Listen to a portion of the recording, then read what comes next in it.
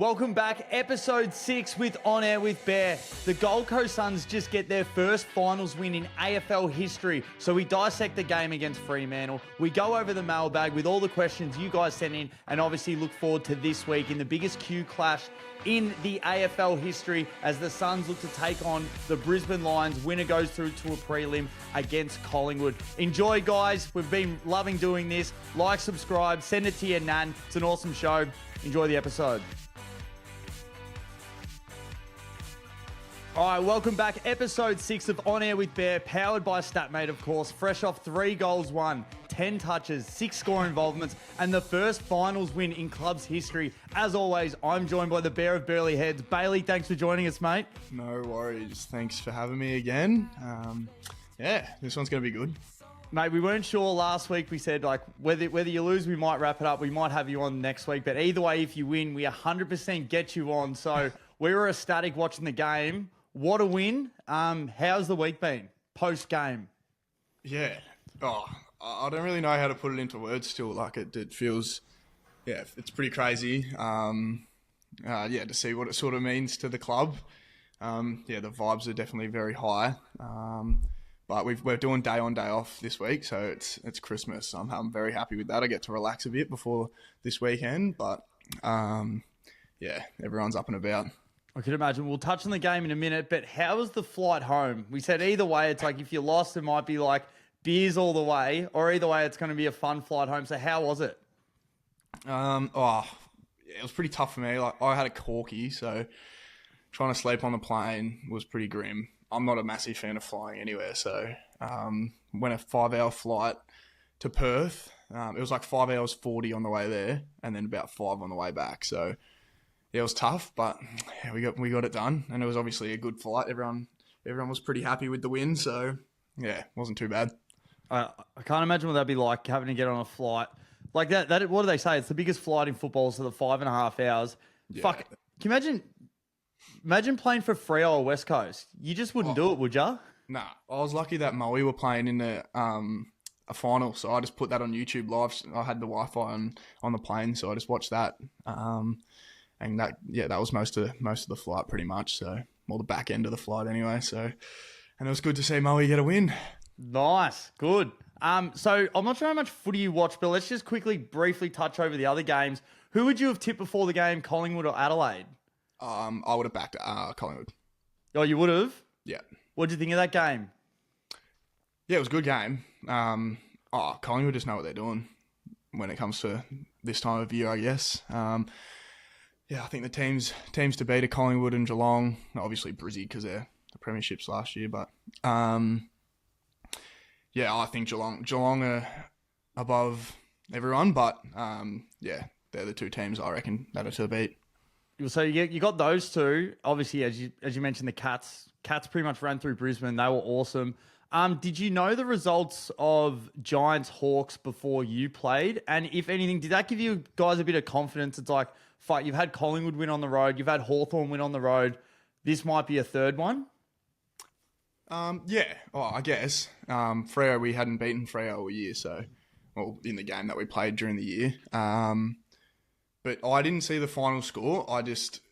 We saw we didn't realise that GWS got back in front.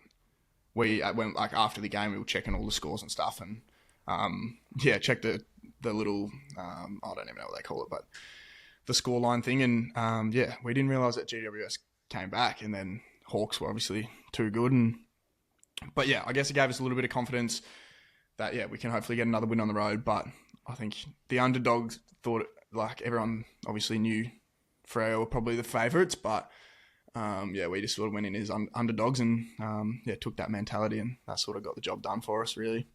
100% you did. Now, before we touch on the game, this will come out Thursday morning. Is there anything special about this day? Is there anything special you want to tell everyone? No, I'll leave that at that.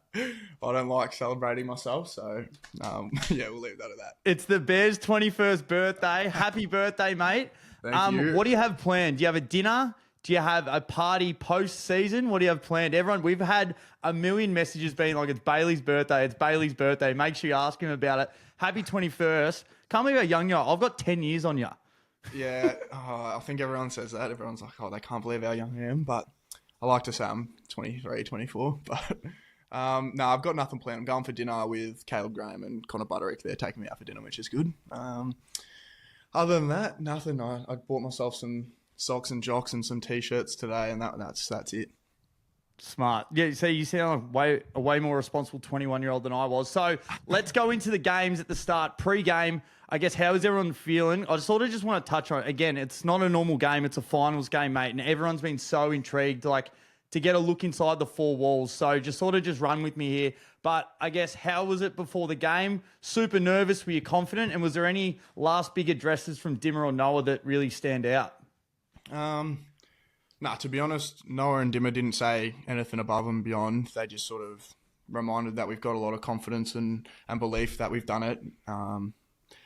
But yeah, I guess obviously the nerves are there. But to be honest, I just played it out in my head as another game. I don't know how to explain it. It's for me, it was obviously it's a final, but because it's really early in finals, it doesn't really feel like a final yet. Yeah. I don't know how to explain it, but I just sort of went into the game preparing it as obviously another home and away game that we're trying to get 4 points for and stuff like that. But yeah, we obviously gave it a bit of a close call in the end, but we got the job done. Did you what? Now, let's go again. I'll just run sort of through the game. So it was 1 goal apiece in the first quarter. It was a bit of an arm wrestle. It was a little bit slow to get going. But then the floodgates opened and you went bear mode. So talk us through the second quarter. Play-by-play for each goal if you remember them. But, mate, you've put 3 on the board. How was your confidence level after that? And, mate, what an awesome second quarter by yourself. Oh, I was very frustrated after the first quarter. I hadn't touched the ball once. So I was going into the second quarter with 0 touches. So I was a bit flat, but yeah, I was lucky to sort of get on the end of a couple goals. And the first one, if I didn't kick that left foot snap, I would have got absolutely sprayed because there was about 5 blokes open with no people on them. So yep, I had to get it through the goals, and lucky enough it went through. And then the second one was a 1v1 in the goal square. The bubble. The bubble. And yeah, Lockie Weller just backed me in straight away, which was good. And yeah, that's sort of where I do most of my damage, I guess, is 1v1. So got a mark in the goal square and quickly went back and snapped it. I didn't want to take my 30 just in case, so I got that over and done with pretty quickly. And then the third one was just played out the back of the stoppage of a forward 50 stoppage, and there was 2 Freo blokes there, and I just got a good bounce and snuck between them and kicked a snap from about 40. Yeah, other than that, I didn't do much for the rest of the game. So my confidence level was high, but I couldn't get involved. So mate, 100, when you kick that third one, just running through the pack, we're like, holy fuck, Bailey's going to kick 5 to 6 don't worry, that was my thought process as well, but that didn't happen. I touched the ball 4 times for the rest of the game.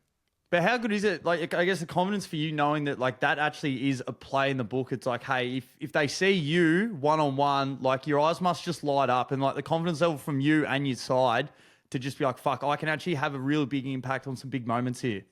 Yeah, I think the way I've sort of explained it all, I'm not happy with my performance, and everyone's oh, why you've kicked 3 in a final?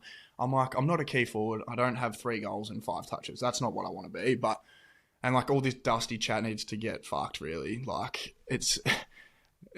I don't even know how that should never have happened. And everyone that thinks it's me saying it, it's not at all. But yeah, I'm an impact player, and that's sort of the way I play. But yeah, as I said, I don't want to just kick 3 goals and that's it. I want to impact in all 4 quarters. But yeah, so I'm not overly happy with my performance. I was lucky enough to get on the end of 3, but if I didn't kick those 3, I would have touched the ball 6 or 7 times, and everyone would have been talking about how shit I was. So I guess it's a bit of a balance, but yeah, I was lucky enough to get on the end of a couple.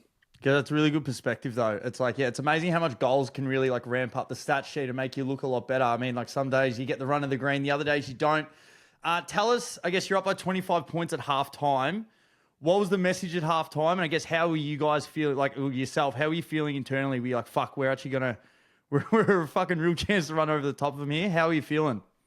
Yeah, pretty much as you just said it, we were all just fuck, we got a massive chance to throw another first punch. We pretty much threw the first punch in the first half, and that put us in good stead. And then, yeah, that was pretty much our conversation again, was the scoreboard's back to 0, throw the first punch again, get them on the back foot, and hopefully we can run over them. And I think our third quarter was good, but then obviously in the last day they came back a bit and gave a fair few people some heart attacks and stuff like that. But Dave Swallow came to the rescue, which we will touch on. So they kicked 3-1 in the third.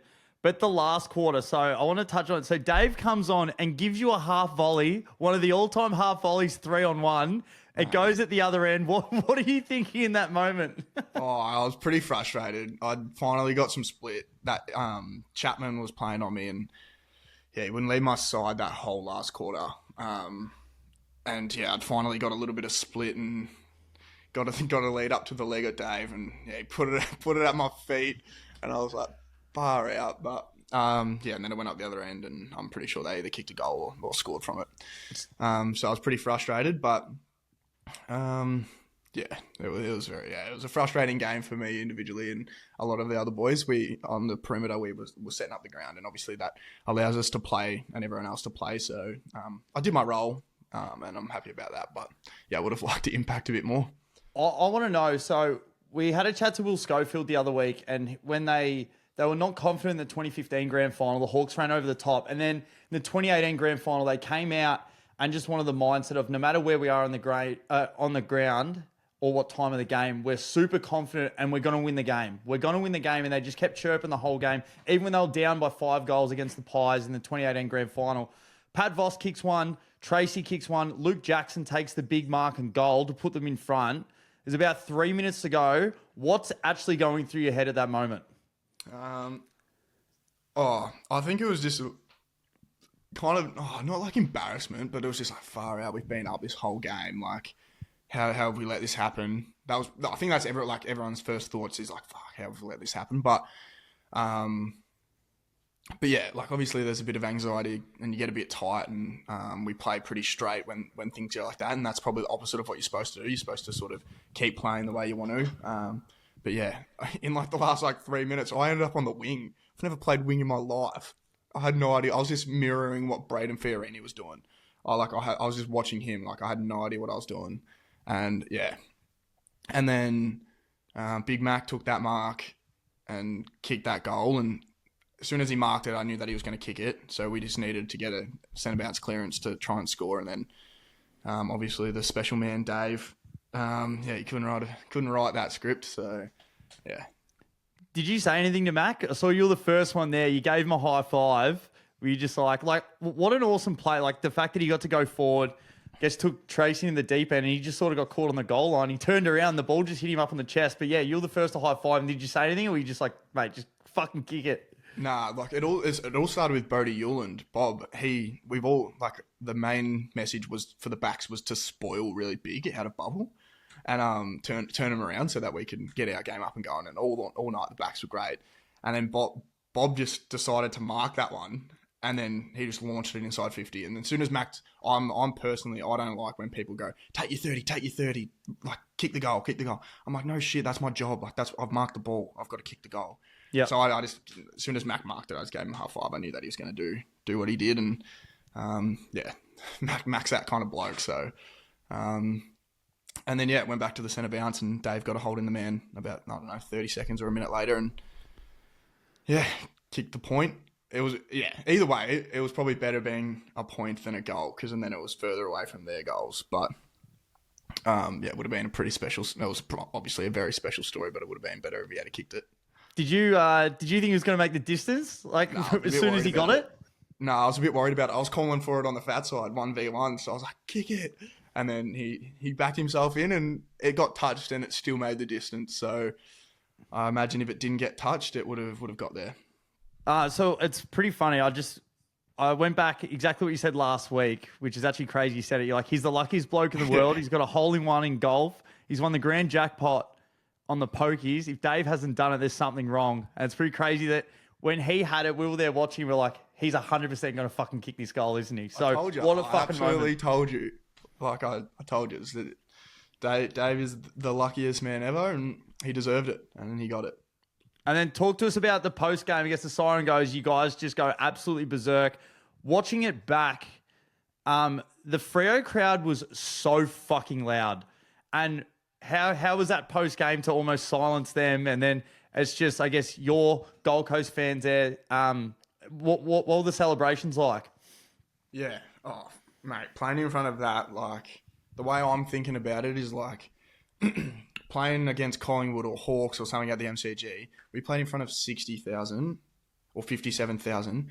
Imagine that plus our whole stadium to play in front of. Like, that was loud. That was obviously the loudest crowd we've ever played in front of. And it just felt like, because Optus feels like it's right over the top of you. Yeah. So it feels like it rises from the bottom and then it just gets louder. Like, even some of the Freo boys were like, oh, this is loud. Like they, yeah. But then, yeah, once the siren went, and I'll give our fans some credit. Yeah, a lot of them showed up and they were very loud on the day. And normally when we kick goals in away games, we sort of have to create our own energy because it's pretty silent. But yeah, a lot of people showed up and we definitely didn't have to do that this week. Fucking oath. Was there anything in particular said after the game? Did a few people get up, or was it just Dimmer that pretty much just went through and just, I guess, congratulated everyone on the first finals win? Yeah, pretty much. He just, yeah, obviously walking into the change rooms after the game, some of the VFL boys were there, and all the families and stuff was pretty cool. And yeah, as I said at the start, to see what it means to everyone that have been here for a while, it's pretty cool. And then, yeah, Dimmer said in the meeting, he just sort of got up the front and, yeah, just congratulated everyone and gave the game ball to Dave, which was pretty cool as well. Nice. And, yeah, Dimmer's obviously been around winning finals for a long time, so he sort of knows what he's doing. And but, yeah, he thinks it was, yeah, he obviously said it was a pretty special win, knowing the footy club haven't had it before. Is that easily has to be the best win of your career? Like, that was just awesome. Yeah, 100%. Like, yeah, I can't even describe it. Like, going into it, we're not favourites. We're going away. I can't remember the last time we won at Optus against Freo, or I don't know if we ever have or whatever. But, yeah, and they were favourites, and, yeah, we got the job done. You must love having that, I guess, on you guys, all final series. Even people are still coming out giving their next top four favourite, like, of the teams left, or top five, and everyone's got Gold Coast at 6. You guys must fucking love that. Yeah, it's great. And, like, I guess there's just a little bit of a monkey off our back there. Like, first one was obviously making finals, and then we've sort of just spoke about we don't want to just make them, we want to win them. And then to win it, I feel like the pressure's just off now. Like, we've got no pressure. We just can play footy. And I guess with a young group, I think that's what Hawks embrace so much. They're like, this is just so cool that we're playing finals. This is great. Like, there's no pressure on them, and they just play footy and they play with excitement. And I think that's what we can sort of do this week. We've got obviously the biggest game in, I don't know, Southeast Queensland or whatever everyone's saying. But yeah, I don't feel the pressure. I just feel like we just got to go out there, and if we play our best, then anything can happen. Especially with a young group with no pressure and freedom. Yeah. Well, I feel as the week's gone on, a lot of people are flipping that tip from Brisbane to Gold Coast. I'm definitely on the Gold Coast train. But again, you alluded to it before, but let's squash it 100%. Everyone was loving the Dustin Martin comparisons after the game. Dan Rioli chucked you under the bus on the Triple M post-game call. Sench did a post. You were pretty fast to shut that down with a thumbs down. I like that you're doing that. But there, on a heap of our mailbag, which we'll get into in a minute, there's so many things asking about Dusty.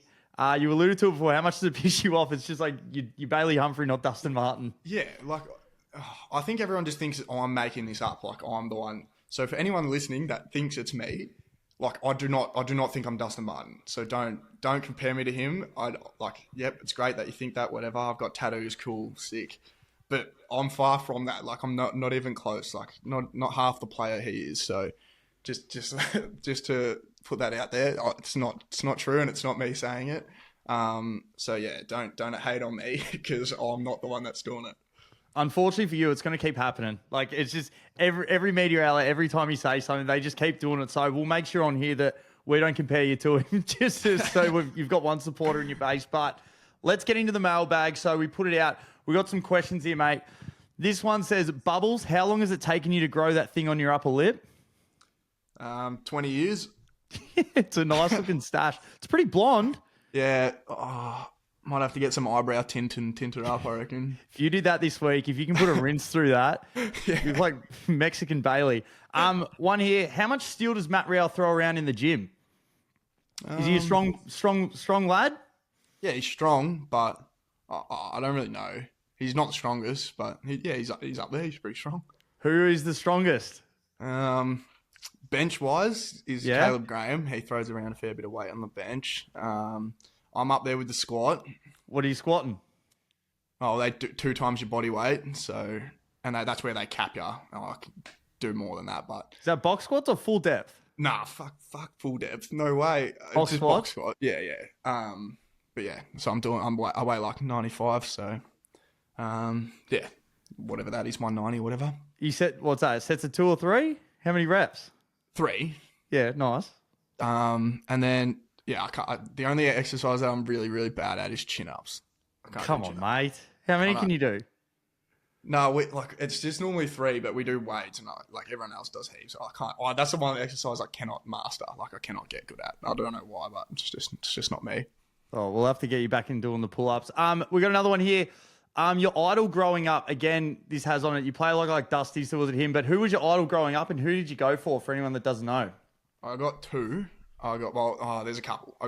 I'll name a couple. So I really loved Ben Cousins. I went for Richmond early as, and then I switched to Geelong when I was like 4 or 5, and then Joel Selwood was my idol pretty much all the way. And then I really loved Nat Fyfe. I had a Freo jersey just for Nat Fyfe. I didn't go for Freo or anything, but I just really liked Nat Fyfe, and then yeah, that's probably pretty much it. Like obviously loved Dusty, Gary Ablett and all that, but yeah, those, I don't know why, but those 3 were the ones that sort of stuck with me. Tell you what, if you can come a combination of those 3 players, you'll be doing pretty fucking well. We got one here. It's a 2-part question. The top 3 hotspots in Moe, and can you do your best impersonation of the I'm from Moe bloke, if you know that video? Yeah, that's my uncle. No, I'm kidding, it's not. Hotspots, is that like good spots to go? Yeah, just like where are the places you must go? Top 3 in Moe. You got to go to the Coliseum, which is Ted Summerton Reserve. That's the Moe Footy Club. That's number 1. Perfect. And then I'm going to say Turfside Bistro. That's just like a little pub. What's their best meal? Steak sandwich is pretty good from there. And then I'd say 2020, which is like a tapas. Yeah, it's probably our fanciest like restaurant in Moe. It's on the main street. It's probably the nicest. It's a cafe in the morning. And then you can get dinner and lunch and stuff there, but that's our fanciest. But yeah, they're my 3. The one-stop shop. How big is Moe? Oh, the town itself's not big, but like there's a fair few people in it. Like it's not like a small as country town, like where there's like 500 people. Like it's reasonably big, but it's small enough. And can you do impersonation of the I'm from Moe bloke? yeah, fuck. This gonna suck, but Come on, the pies. I'm from Moe. That's actually fucking spot on. yeah, mate, I'm from Moe, so I know how they talk. Oh my God, that is fucking spot on. That is the mailbag. We will be doing this next week because you're going to win. So we are going to get some more questions, some more impersonations. But Bailey, you ready to play our favourite game of Statmate Who Am I? Yeah. All right, here we go. I averaged I've sucked 20. at this all year. What was that? Well, I've sucked at this for the last 5-6 weeks. Nah, mate, you're a chance today, I reckon. I've averaged 23 touches in my career at the Gabba. I've kicked 17 goals in my last 10 games, and I averaged 4 tackles a game against the Lions. Who am I? –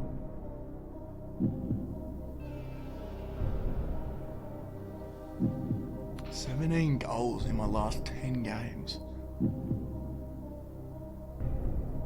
Why do I always think of Took straight away?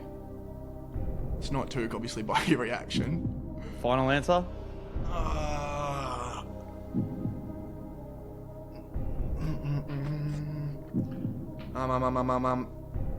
23 at the Gabba. No. I'm just trying to think of who's kicked 17 goals. Is it Ben Ainsworth? I've said Ben Ainsworth. I don't know if we've already said him, but No, that's I've got you with your own stats again twice. It's yourself, mate. So you've played at the Gabba twice. You've had 26 and 20. So for 20 touches at the Gabba, as you said, the monkey's off the back. Are we going to be playing a little bit freer this week? We're going to be getting up the ground a little bit. Oh, hopefully. Unlike like last week, I didn't impact up the ground. I sort of just impacted inside the 50. So, yeah, hopefully I can get up the ground a bit more and impact in the chains going forward. I reckon you've only won one of the stat, mate. Who am I? So Yeah, exactly. I suck at that. And I'm never going to guess myself because that just makes me sound arrogant. Yeah, that's why I put you in again. So the Lions have had the wood over you. They've won the last 10 matches against you guys at the Gabba. But that win you guys had earlier in the year by 66 points, how much confidence do you guys take seriously into that game, knowing that you absolutely pantsed them earlier in the year? Oh, like I think obviously that win gives us a lot of confidence, but I guess like no matter what, you can't ever rule out the Lions. Like they won the premiership last year, and that there's a reason why they're in finals again this year. Obviously with Neil out and Hipwood and stuff, they're a little bit wounded, but yeah, they've still got some unbelievable players that are going to get the job done for them. So yeah, it's going to be a very exciting game, and yeah, I think a lot of people will be tuning into that one. Do you get how many tickets do you have? Like, do you have any friends and family coming up for this game? Yeah, I got my family, my two brothers, my mum, and I think my dad's coming up, and then my brother. That's like the whole of Moe. Yeah, pretty much. I wish my mates and stuff could come, but they've all got footy and stuff, so it's hard. If we win this week and we go versus the Pies at the G, they'll all get to that. But no, it'd be pretty cool to have my mum. Yeah, she's special, so she didn't get to Perth, so. It'd be pretty cool to have her in the rooms after the game. That's awesome. How big is the rivalry internally? I know that the media and like the AFL are trying to push it more and more, but we know of the Took and Zorko, but is there any others that actually get into each other? Like, is there anyone you get into specifically, or is there who does Ben Ainsworth get into? I know he hates everyone in the AFL that's not in a Gold Coast jersey. Is there any on field that really match up against each other? Nah, I don't even know. Like, when I first played against him in my first year, I was like, what is this all about? Like, don't know what this is, to be honest. Like, I was trying to figure it out. And then after that game, sort of got educated on it. And yeah, the rivalry, it's real, but I think it used to be a lot worse than what it is now. With Took and Neil and Zorko and stuff scrapping and stuff all the time. But I just remember the second game when we won it in my first year, the Q Clash at home, Took and Neil were just pretty much wrestling the whole game. It was ridiculous. They weren't even playing footy. And then yeah, that's sort of when it all clicked and the rivalry actually means something. And but yeah, I don't really know who else. No one else really hates each other. I think yeah, it's all just about Took and Zorko really. Make sure you go after someone this week. We want your front page of the paper. Now, again, Brisbane aren't gonna listen to this, any Brisbane players. So is there an exclusive you might be able to tell us? But we know Dimmer doesn't usually tag, but with Lockie Neal out, we watched Geelong put someone in Hugh McCluggage on the weekend, and he had his least amount of touches. Surely that has had to come into a meeting this week. We haven't had our main meeting yet, so... Damn it. But yeah, I'm assuming we won't tag. We don't ever tag, but I guess we see the result of when people put time and effort into Hugh McCluggage, that what sort of goes wrong, and so I'm assuming that there'll be some sort of thing. But yeah, we never really tag, so it's hard to yeah, I don't know. Yeah, we'll definitely I think someone will put Rowley will go head to head with someone, so. Oh, probably Dunkley, actually. Them two will go head-to-head together all night, so that'll be pretty cool to watch. It's a great matchup. That's a great matchup. I'm assuming there wouldn't be any changes. Everyone's still feeling fit and healthy. Everyone got through the game? Yeah. Yeah, from what I know, I don't reckon there'll be nothing. But yeah. Well, we hope that you have another monster game. Earlier on the year, you had, again, 3 goals, 19 touches, 8 tackles, 8 score involvements. Another huge game. You average 4 tackles a game against the Lions, so we hope it's a massive one. Now, big one here. A few people wanted to know, how excited are you guys you get to wear the pink jerseys? So the Suns, you guys just put out a post. The Penrith Panthers won in pink. Adelaide Thunderbirds, Miami Heat into Miami. How pumped are you guys to wear the pink jerseys? Yeah, I'm pretty keen. I've wore pink boots the last 2 weeks, so I can't wait to sort of let it all match. But yeah, I don't even know why we're doing it. I think there was we weren't allowed to wear red or something. So, yeah, we get to wear pink, so I think a lot of the boys are pretty happy with it. But yeah, we better win in pink then, hey? Mate, I hope you do. It'll be awesome. One last thing. Has Dimmer had any specific theme for this week? Last week was Diego Pavia from, I don't really know, the Commodores or some NFL team. And that's actually what this is pretty outrageous, but all the boys been getting stuck in who you reckon I look like him. So, that's my Mad Monday outfit, I think. Nice. I guess he'd be leaning on all the underdog stuff as much as possible. Correct. And that was, apparently he was an underdog and stuff like that. So last week was that, and I'm pretty keen to see what this week is. Mate, again, thanks so much for for obviously jumping on board. We hope and we're praying again that you guys get over the line, so we get you again next week. Massive game of the MCG if that is to win this week. But as we said, massive game at the Gabba, big Q clash, the biggest in Queensland history, mate. We're so excited for you. Thanks again for joining us, and hopefully, touch wood, we'll be seeing you next week as well. Yeah, that'll be great. All right, guys. Hope you enjoyed the show, and hopefully we see you next week, Bailey. Thanks again, mate. No worries. StatMate makes AFL player stats easy. At the click of a button, you can discover insights like you've never seen before. Disposals and goals to fantasy points, how a player performs at a certain venue, or even when a teammate is out through injury, StatMate has you covered. Don't waste your time. Become an expert in just a few taps of a button. AFL player stats and insights thanks to your new best mate. Download StatMate for free today.